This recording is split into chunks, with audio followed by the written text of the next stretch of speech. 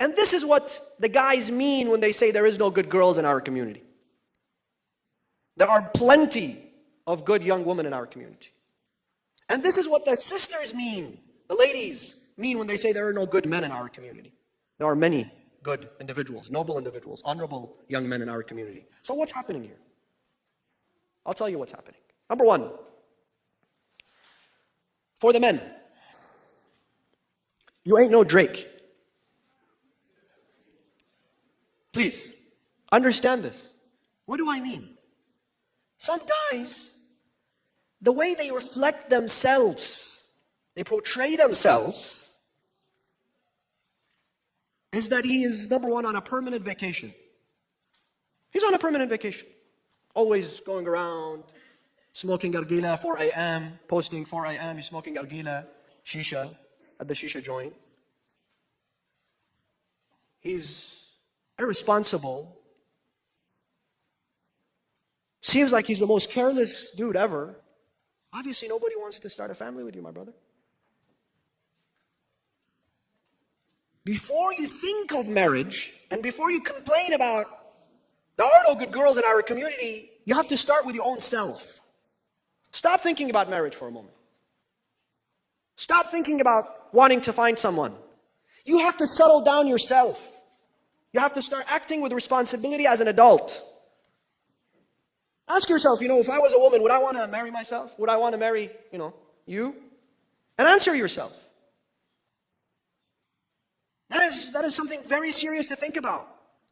So what should I start with? Start with fixing your bed when you wake up in the morning. Make your bed.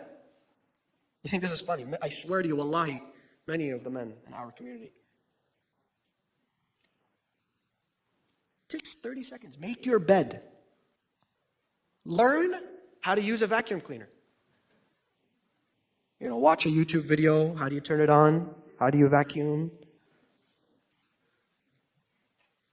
Start acting more responsibly. Make better decisions. Don't stay in this teenage phase. You're no longer a teenager.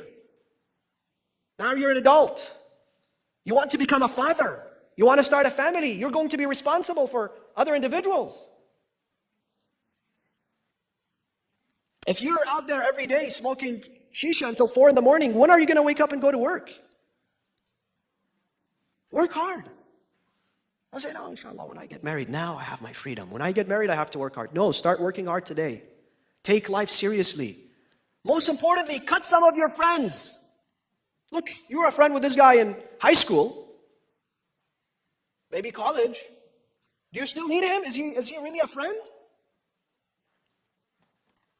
Is he somebody positive in your life?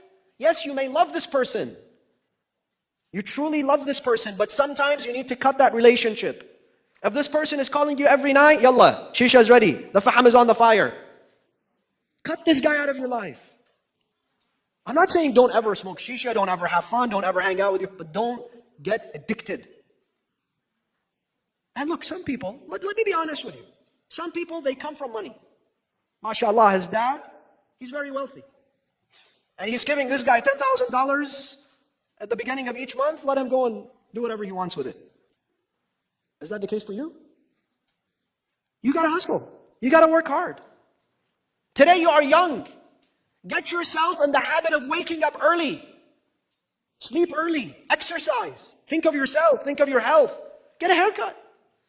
I see some people, wallah, some of the youth today. I'm thinking, why? Is there no barber in your city? What's happening? Get a haircut.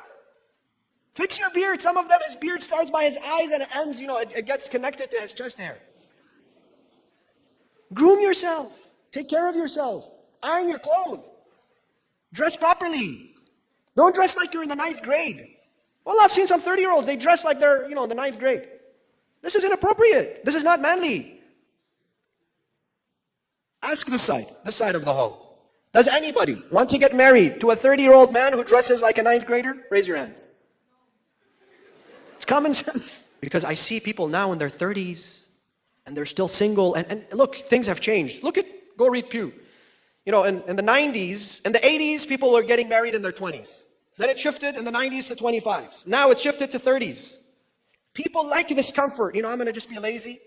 I don't want to be responsible for anybody or anything. I'm just going to live single for the rest of my life. Yeah, whenever, maybe I'll get married. This maybe I'll get married doesn't work in Islam. In Islam, the reality of the issue is if you stay single until you're 30, you've piled a lot of sins. Do not fool yourself.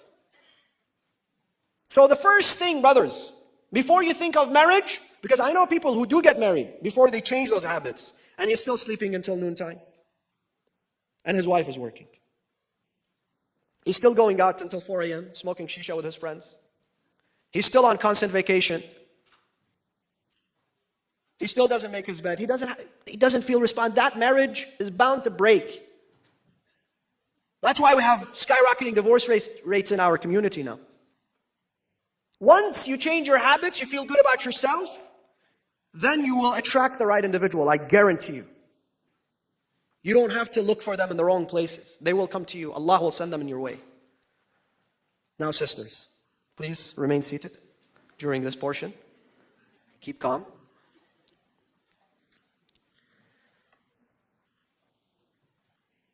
Can we have some security?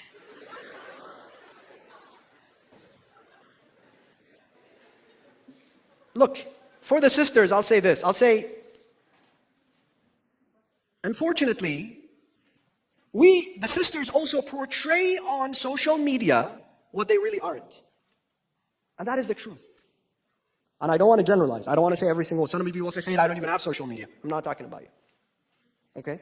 I'm referring to what's causing this problem. So now we know, when the sisters say there are no good guys in the community, we know what the problem is. They want somebody responsible. They want somebody who's ready to start a family. Now, what do the guys mean when they say there's no good girls in our community? Look, I know a lot of the sisters, they help their mothers in the kitchen, for example. They cook, they clean. But they never post that on social media, that she's helping her mom in the kitchen, or she attends a majalis in full hijab. She's part of the community, she's volunteering. That never shows up on your feed. But what shows up on their feed? Oh, I'm struggling to get into Louis Vuitton. It's been like 2 hours already. And I'm trying to buy my Louis Vuitton bag. And yeah, it's been a hard, terrible day. And yes, nobody wants to see your nails on social media either. I just got out of the salon, and we all know you have nails. It's normal. Every human being has nails. Men don't want to marry your Louis Vuitton purse nor your nails, believe me. A man who's ready to get married wants to marry you for your akhlaq, for your morality, for your ethics, for your patience, for your community service, for your haya. This is the person you should attract, at least. This is the person that is ready to settle down. And that comes off as superficial. You may not be a superficial person, a materialistic person. But that is intimidating. It's intimidating. This guy is thinking if she's buying herself a Louis Vuitton purse right now, I'd have to buy one every single year.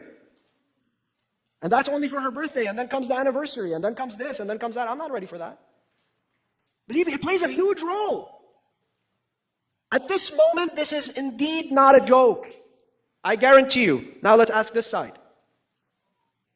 Do we even need to ask? There you go.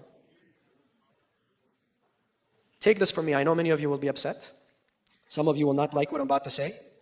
If you're a single woman, prior to getting married, give up the Louis Vuitton bag. Give it up. Donate it to me. I'll know what to do with it.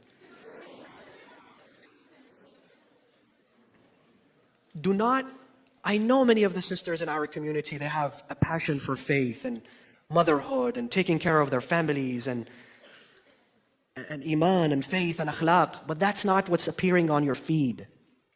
That's not what you're showing to others. And that's what guys mean by there are no good girls in our community. Because he's not ready to settle down for somebody who he thinks he can't keep up with. The only way for me to get into her heart is through the Louis Vuitton bag. If I can't afford getting her one, she won't like me, she won't love me. Those are common mistakes that I believe have created a huge roadblock for people in our community to get to know one another. Another issue is, brothers and sisters, it is the community centers themselves, the leadership in our communities.